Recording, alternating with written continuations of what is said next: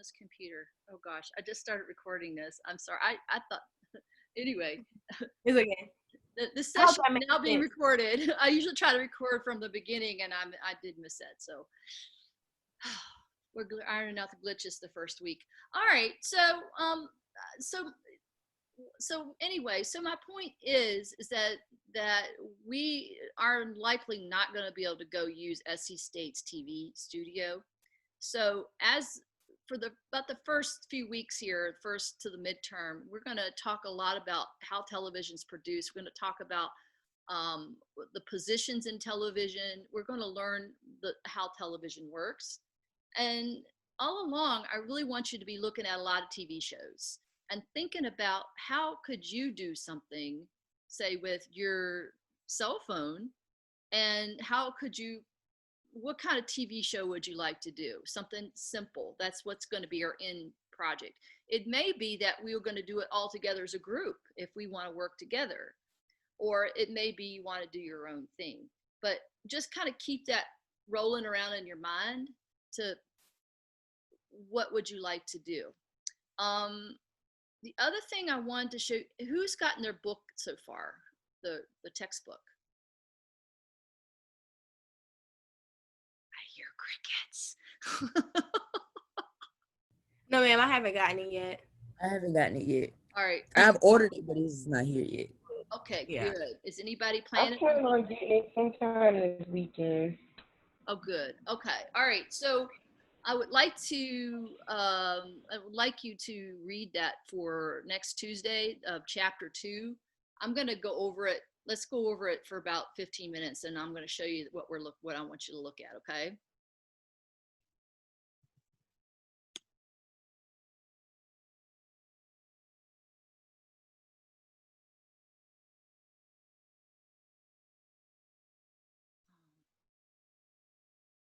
Oh, wait a minute. I need to look at vital source. All right. Give me a second here. And they have to make you do all these votes and verify.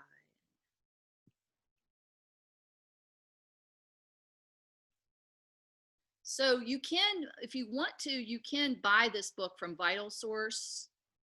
I put a link on Blackboard for you to look at. I think it's not that expensive. Like you can rent it for $20 or something like that for the class.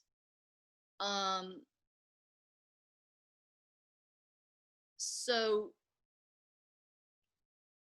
I want you to go over the first chapter because it talks about what do producers do. Next week, I think maybe Thursday, I'm going to have a friend of mine who's producing a PBS film, and she's gonna I'm gonna have her here as a guest, and she's gonna talk about her job as what is producer to get her film out in the market and what it took from the beginning to the end. So here's the process I'm going to go over. Are you able to see this? Okay, am I on? Am I sharing? No, ma'am. Sorry, I'm not yet. screen sharing, am I? All right. Okay, can everybody see now? Yes, ma'am. Okay. So this is where what I want you to read is chapter 2 in the book. And it's talking about, let's say you got an idea. Let's say you want to do some kind of show about fashion and beauty or something like that. And you like, oh, Miss Cat, I got this great idea. I want to make this show. And so you want to produce it. And just say, maybe I'm the money person, the executive producer. I would be the one that would be paying, you have to get it approved. So the first thing you would have to do is the show would be in pre-production, which means that you are generating your ideas. You have to finesse your idea. Sometimes when you get an idea, the idea is too big, too broad. It's a lot of us get like big dreams, and then we have to narrow it down. You've probably done that on a paper or a project, right? And then you have to narrow it down to make it more doable. So this here talks about generating ideas. your idea from the script, and then let's see, screens. And then here they're talking about evaluating your idea. Again, is the idea worth doing, and is it doable? Because sometimes there might be some restrictions. Maybe you don't have the money to do it, or maybe you're going to have to find a way around making it doable. Also, one of the big factors is your target audience. When you come up with something, who are you making this for? Because, and I'm guilty of that sometimes, when I come up with ideas or I make things, sometimes if the answer is I'm making it for me, well, guess what? Nobody's going to watch your show, you know? So you got to come up with who's your demographics, who's going to watch it. Are you going to make it for 18 to 25-year-olds? Okay, then you can't maybe make a late night show, you know, because that's not where they're going to be. Or maybe you're not going to make, you know, think about what you're making and if it's going to attract your target audience. And what format are you going to do your show in? There's a lot of thinking that, you know, an example is the sports journalist guy. He has such a great format for his show. He's got Twitter. He's got a Twitter feed, Periscope going on. He's got a feed into Facebook. He's got a feed onto. I mean, he's got a show. He's got a podcast. So think about how you're. If it's a digital, you're making a movie. How are you going? Where are your audiences tuned into? I know a lot of 18 to 20-year-olds right now are into podcasts, right? They're on, say, Apple or iTunes or something like that. It's been everywhere pretty much. Yeah, more, I think, you know, more digital media, more online kind of things. But if you have an older audience, 50 or over, they're going to be on television more generally known. You know, they might be watching a late night show, you know, or the news. And also the other thing is we're going to talk about is we're going to get more into it as we go on about how to write a treatment. Has anybody ever written a show treatment? No, ma'am. Okay, so we're going to talk about that in a minute. And then the other thing is production method. You know, are you going to do it by yourself? Or are you going to do it, you know, are you going to find a couple friends? Or are you going to go hire a union to do it? You know, do you have money for that? And what's your budget? It's really important. Here, you're probably not going to write a budget in this class, but if you have an idea for television, it's really important to write a budget. Say if you're going to work for a big like PBS or a bigger, you know, TV company, you're going to definitely have to tell them how they want. If they like your idea, the EP is going to come up and say, hey, how much is that going to cost? Oh, and another thing is your title. Have you ever watched a TV show just because the title is cool? You know? Yeah. And yeah, so a show treatment is a brief narrative description of the program, and it's called a treatment. So it's sometimes they can be like if you're doing a music video.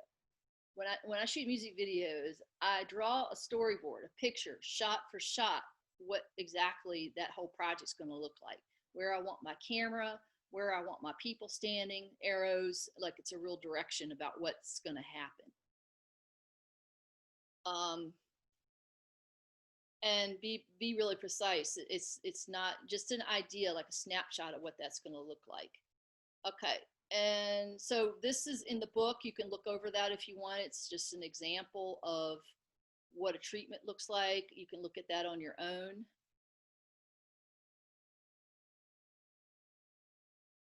Here's what a budget looks like. I want you to look at that on your own and get an idea. So, and you know, and I may do like a little test, next Friday on this material right here, a little 10-question quiz. Okay, so I'm just kind of going over this production schedule, so once you get the idea and say you get approved and you get your $1 billion to make your program, and you've got your crew and you've got all your people, you know what you're going to make. Then another thing that a producer does is production schedule. So you have to line up all your shoots. So you have to know what your locations are. You have to get your locations approved. This is like pre-COVID.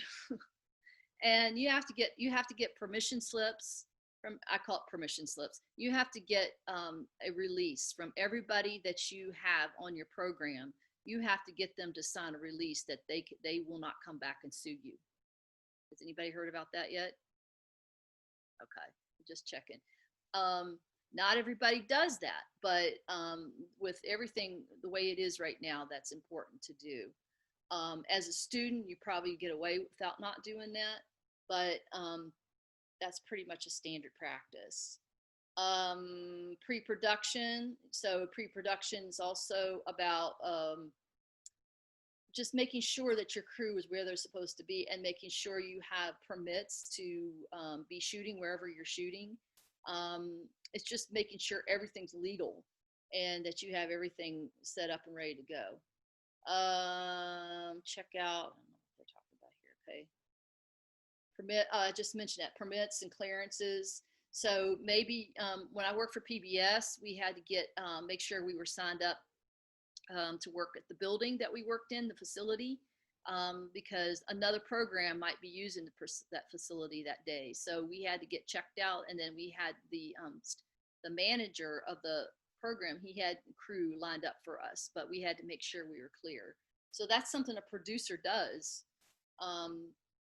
Basically, you're the boss. When you're a producer, you're the boss of the whole thing, and you need to make sure everything works. And something doesn't work, guess who they're going to come talk to? The producer. All right. So another point, and like I'm going to wrap this up in about 10 minutes, 5-10 minutes. So another thing that and that my friend Laura Selzer is going to come and talk to you about is that she's publicity and promotion. So you've made this really great project. You've made this great TV show. You've made this really great thing. Everybody sees it, goes, oh wow, we love what you did. It's worthless unless you can get this thing promoted. So an example is sometimes you see the like when you watch TV shows. I'll give you a good example. Cardi B just came out with a WAP right now, and she's everywhere right now. Have you noticed? Like she's doing interviews, right? Yeah. Did I wake you up, Tamira? Whenever I say WAP in class, they're like, she knows what that is.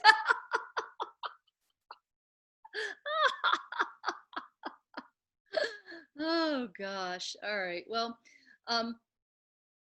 so whenever you make a project, you've got to figure out, that's part of your plan when you're planning, is how you're going to promote it.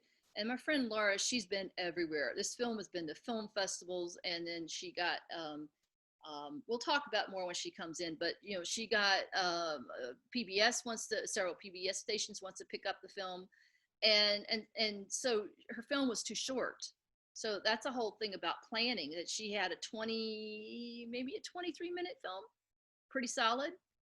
But they told her that she needed to have 55-minute film. Like she had to have 15 more minutes like added onto her film. What do? You're like, but and so you can ask her about that. She had to figure out how to do that to get that on PBS. And she's also doing a lot of different types of promotion things that she's never done, like a distributing company, that kind of thing. So here's the main points. Wait a minute, see. Is this okay? Yeah. So I just want you to read this first section right here. Also, it's interesting how this book puts ethics at the end, and that's something sometimes I'll spend a whole class about, is talking about ethics in media. Let's switch over here and just stop share. Okay. So anybody have any questions for me right now? Because I know I talk a lot, and I know I went da da da, and I hope I didn't put anybody to sleep. Anybody have any questions? Jada, you good? Okay. Jaden, Jamie, you okay? You don't have to put your video on. Just Yeah. All right, fake. okay. All right. So Uh, ethics. Let's roll on because we're going to wind down the class today and call it the day here soon. Ethics in journalism. That's a big one for me because I call it my moral conscience. You know, since you guys are coming up, you know, journalism has changed quite a lot. And, you know, we went into CNN having 24-hour headline news, and we've got a lot of sensationalist journalism. We have populism that's in our politics, and we have, you know, actually, let me back up a little bit. In yellow, we had some. Does anybody know what yellow journalism is? Yes, ma'am. Yes. Speak. Yellow journalism is false journalism, meaning that you're putting out lies about somebody. So that means that you can say that, like, oh, such and such is this, and that. But if the facts don't back it up, then you're not allowed to say that when you're publishing a story. Yes, and that came around the 1800s, I believe, in newspapers, and you know things got dirty in politics, and so it's really hurt journalism because now we have a politician that runs around and discrediting the journalists, saying fake news, and there's an awful lot of journalists who are hardworking who really work to tell the whole important truth about a problem, you know, about a situation, and you know, and also another point, is Kaylee or Kalia? It's Kayla. Kayla, sorry, Kayla. You got a lot of letters in there, and I, you know, um, No, it. I Kayla. don't know why. That's my middle name. My middle name is Ali, and I don't know why I keep showing Kayla Ali up there. Oh, But Ali. yeah, Okay. yes, Oh, ma'am. Kayla Ali. Yes, ma'am. That's gorgeous. That's Okay, pretty. Kayla Ali. I Thank know. you. Yeah, it is pretty. That's Arabic. I think it stands for Arabic. Um, where was I thinking? So, you know, and the other, I know a lot of my students like celebrities and that kind of news, and there's always some kind of like funky, like, you know, things coming out about journalists, you know, that aren't really nice, you know. um, so one thing I impart on all my students is be truth tellers, you know, and really dig. If you're going to put something out there, really dig and tell the truth, and find not just from one vantage point, but try to see the whole point. That's, you're getting this from Cat Moon right now, because that's important to me to impart on you as your instructor, is to be fair and balanced, and look for the truth and be a truth teller. Okay. Yes, ma'am. Okay. That'll make me proud in 10 years or so when you're out there doing your thing. Okay, so we're starting to wind down. Anybody else having, this is your time. Speak. What are your thoughts, questions? Uh, no, ma'am. I don't have anything. Okay. Jaden, what do you think in there? Yes, ma'am. Oh, I'm just saying I don't have any questions.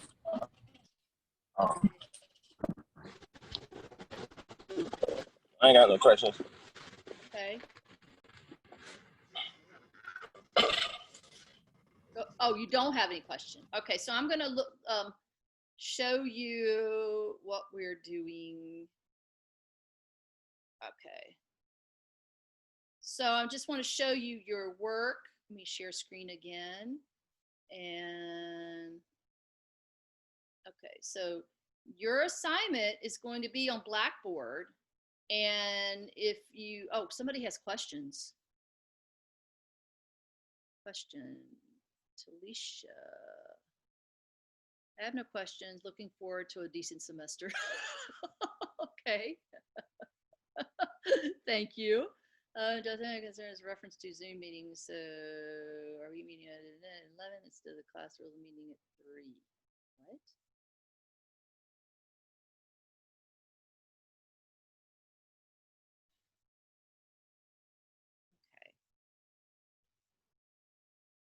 get a hold of him. All right, so this class was supposed to meet. I have it down 11 to 11:20 on Tuesday, Thursday. Does somebody have something else on the schedule? No, ma'am, I have the same thing you have. Okay. Yes, ma'am, me too. There's some confusion between intro to broadcasting and basic television production. They sound so much alike that I think it's getting confusing. Okay, so introduced, everybody should have done that by now. And so here's an assignment that you have that's going to be due Sunday at midnight. And sorry, I missed half of this whole meeting, but I'm recording it right now, and I'll stick it in here so that you can review it. But I want you to write a reflection about, a COVID-19 world, what we talked about. What are your thoughts about pre-production? Did you learn anything today? And write about 120 words. Comment on at least 2 other classmates if you can. Also, I'm going to show you where I'm going to post our class meetings. This Zoom meeting does record, and I'm going to put it right here and get this out of the way. In module 1, when you click on it, it's gonna be for that week, everything that we're doing. And see, that was our first one. I'll put today's class in there. And I messed up the date too. That should have been what, 8, was it 8/11? Was that right? Yeah. No, it was 8/10. I don't know, I got mixed up. Okay, so and that's what your work is for this week, is just write a class reflection. Make sure you do introduce yourself, get your book. I want you to read over that chapter about what producers do in pre-production and budgets. It's just a basic overview. Okay, any questions? Okay, Jamie, Jaden, you okay?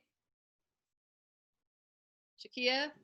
Yes, I am okay. Okay. Miss Tamiria?